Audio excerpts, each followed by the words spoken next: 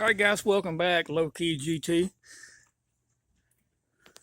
So it's Friday, September the 13th. That's right, Friday the 13th. And we've been getting a little bit of rain from this tropical cyclone or hurricane or whatever it is. I think it's Francine or something like that. So we had quite a bit of rain yesterday, and then off and on today. It's barely sprinkling right now. So I was going to get you a quick update video on the '89 Ranger GT car audio. So I did take it to the car audio shop and did have the new car audio equipment installed in it. So I'll show you what I went with real quick. I talked about in the previous video where I showed the original stock AM/FM radio that came in this truck. I was talking about going with a CD player. Well, I got to checking around. I got to looking. Show you what I went with, guys. I went with just an AM/FM radio with Bluetooth capability, and I did go with Alpine. That's what I went with right there, guys. So I went with this Alpine radio. Basically, it's just an AM/FM radio with Bluetooth capability. It also has Pandora, if that's something somebody's interested in. That I don't know anything about that, so something I may check into. But I'm assuming you have to have a subscription to that or something. I don't know, guys. I'm not into that kind of stuff.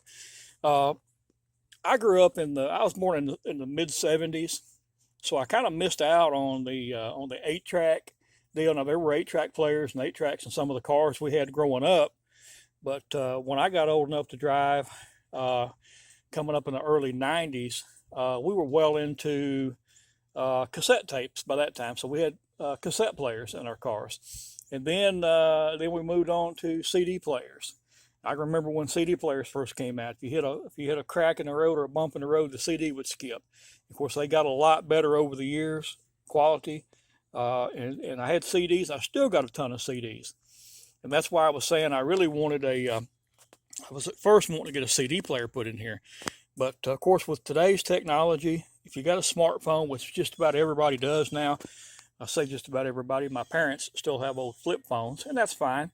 Some people prefer to stick with the flip phones, but I do have a smartphone. It is an Android. I have never went to an iPhone, and I don't know if I ever will or not, guys. It's just something that I like, the Android phones. I'm not real technical. I've said that before, but I do have a smartphone, Android smartphone. So with that smartphone, with this radio being Bluetooth capable, I can have my music playlist, whatever songs I like, in my playlist. And of course, you sync your phone to the radio, and then you can play whatever music you have in your playlist. So that kind of works out better than swapping out and changing CDs and stuff. So I went with this UTE 73BT model Alpine radio, and the rain's starting to come down again on us, guys. So I'm going to shorten this up a little bit.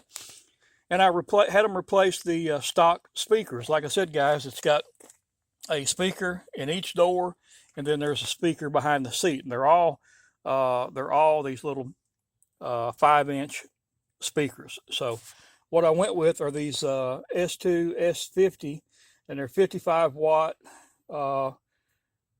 RMS power with 170 watt peak power. So not anything that's going to blow your doors off. Like I said, guys, growing up in the '90s, I had my share of big booming stereo systems, had 10s, 12s, even had one car that had 15-inch speakers in it. So I've been down that road, and it was fun back then, but now I just want something that's something to listen to, something that sounds good. I didn't have all that crackling and everything, but I'm gonna run around on the driver's side and get in and show you the radio as it is installed in the dash. The '89 Ranger GT. I got the '88 out earlier. Had to run into town and get me a haircut, so I got the '88 out, drove it to town to get a haircut and put a little gas in it. So that's the weekly drive for it. But there you have it, guys. There's your Alpine radio. Like I said, it is Bluetooth capable, so I can have my playlist and just listen to whatever I want to once I've got it synced up, which I already do. I've got it synced up with my phone. So And also you got a little speaker up here. So that's for hands free. Like somebody calls me on my phone, it can you talk to them through the speakers or whatever. So that kind of keeps you in compliance too with the state of Tennessee has a hands free law where you're not supposed to drive and have your phone in your hand talking on your phone. You're supposed to have all hands free. So that takes care of that in this truck. So get my glove box shut good. I've showed this before, guys. This thing has an immaculate dash in it for an 89 model, 35 years old. But well, there it is, guys. Alpine stereo with speakers replaced. And I think I was about total $850 into it. So, and like I said, guys, I know somebody will comment, they always do, and say, well, you could have saved a bunch of money by doing it yourself. And you're not wrong. You're not wrong. If I was able, and I know I could do it, but at the end of the day, guys, it's only money, and I got plenty of it, so I'll pay to have it done. That way, if something that was to go wrong with it, you take it back, and it's warranted. The work, the labor, and everything's warranted on it. So this shop did an excellent job. Dropped the truck off that morning, and within about 5 or 6 hours, they had it ready, and picked it up that afternoon. So in and out, no issues. The name of the place, it's in New Johnsonville, Tennessee. That's a little small town. I say West Tennessee, but it's actually across the river, so that's technically going to be Middle Tennessee. It's about 25 miles from where I live, or so, one way. But it's called Twisted Innovations in New Johnsonville, Tennessee. If you're in the area, check them out.